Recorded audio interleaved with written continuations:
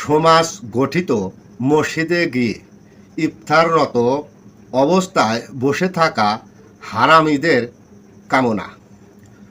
পানাহা অর্থ কী এবং মসজিদে ইতেকাফ অর্থ কী বোঝানো হয়েছে, এই দুটি বিষয়ে নিয়ে কিছু কথা বলবো। বন্ধুগণ, আমি ধর্ম নিয়ে কথা বলি, কিন্তু ধর্ম নিয়ে কারো সাথে তর্কে যেতে চাই না, এমনকি ভবিষ্যতেও যাব না। মন চাইলে আমার ভিডিওটি দেখবেন, মন না চাইলে ভিডিওটি দেখা থেকে শেখ হাসিনার মতো করে বিদায় করে দিতে পারেন। চলুন দেখে নেই আল্লাহ বলেন, আর তোমরা পানাহার করো যতক্ষণ রাত্রির কৃষ্ণ রেখা হইতে উষার শুভরেখা সুস্পষ্টরূপে তোমাদের নিকট প্রতিভাত না হয়, অতঃপর নিশাগমন পর্যন্ত সিয়াম পূর্ণ করো। তোমরা মসজিদে ইতিকাফরত অবস্থায় তাহাদের সঙ্গে সঙ্গত হইও না। এইগুলি আল্লাহর সীমারেখা, সুতরাং এইগুলির নিকটবর্তী হইও না। এইভাবে আল্লাহ তাহার বিধানবলী মানব জাতির জন্য সুস্পষ্টভাবে ব্যক্ত করেন, যাহাতে তাহারা মোত্তাকি হইতে পারে। এই হলো বাণী। এবার মূল বিস্তারে যাই। আর তোমরা পানাহার করো যতক্ষণ না রাত্রির কৃষ্ণরেখা হইতে উষার শুভরেখা না হয়। বন্ধুগণ, এই পানাহার বলতে ঘুম থেকে জেগে উঠে মাছ ভাত খাবার নাম পানাহার নয়। পানাহার অর্থ হল বিশ্বাসী মুমিনদের জন্য কসম জাতীয় খাবার, অর্থাৎ শপথ করাকে বোঝানো হয়েছে। পানাহার এই জন্য বলা হয়েছে, মানুষ নফসের দাসত্ব করেন, দুনিয়ার প্রতি লোভ লালসায় মত্ত হয়ে আছেন। তিনি আল্লাহ রাসূলের কাছে মৃত, আর নফসকে যিনি দমন করতে পেরেছেন তিনি আল্লাহ রাসূলের কাছে জীবিত।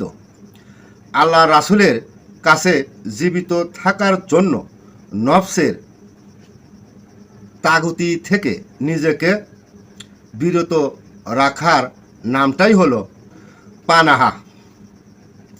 পানাহা অর্থ হলো, যতক্ষণ তুমি বা আমি আল্লাহ রাসূলের হুকুম ঠিকমতো পালন করতে না পারছি, ততক্ষণ চেষ্টা চালিয়ে যেতে হবে, এবং চেষ্টায় সফল হলে তখনই হবে ইফতার।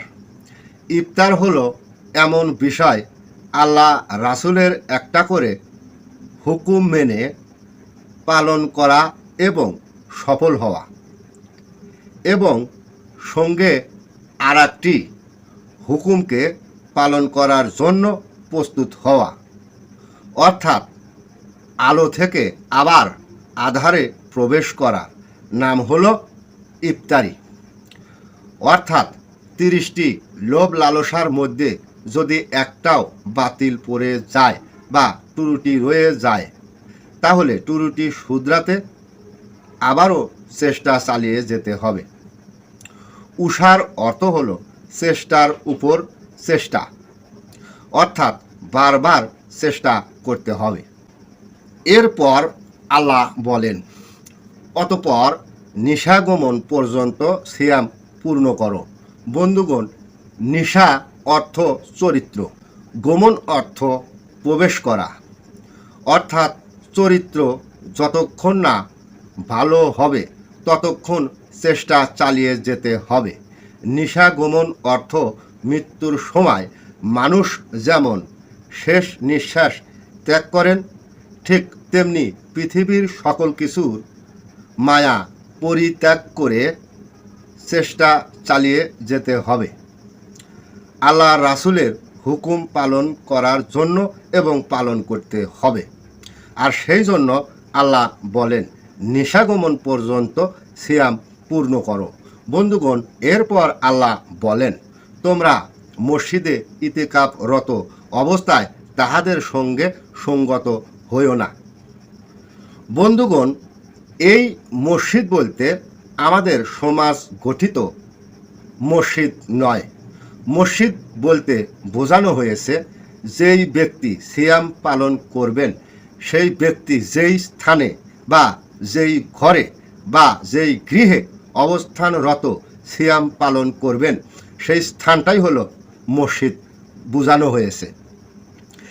এছাড়াও সিয়াম সাধনা পালনরত অবস্থায় নিজ পরিবার থেকে শুরু করে যেই কোনো ব্যক্তির সাথে দেখা করা বা কথা বলা নিষেধ, এমনকি সূর্যের আলো দেখাও নিষেধ।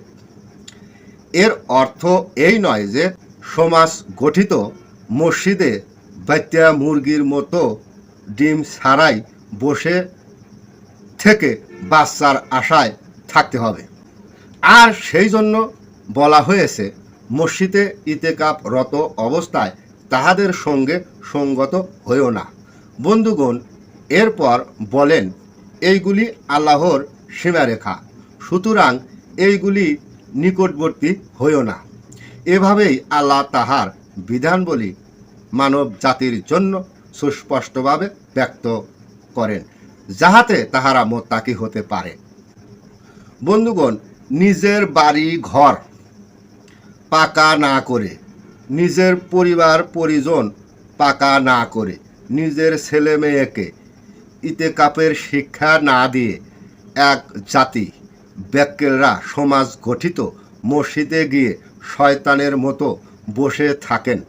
আর সমাজ গঠিত মসজিদে গিয়ে ইফতার করতে যারা বিধান তৈরি করেছেন তেনারা সবাই সরাসরি কাফের ছিলেন, তাহাদের কোনো দলিল নাই।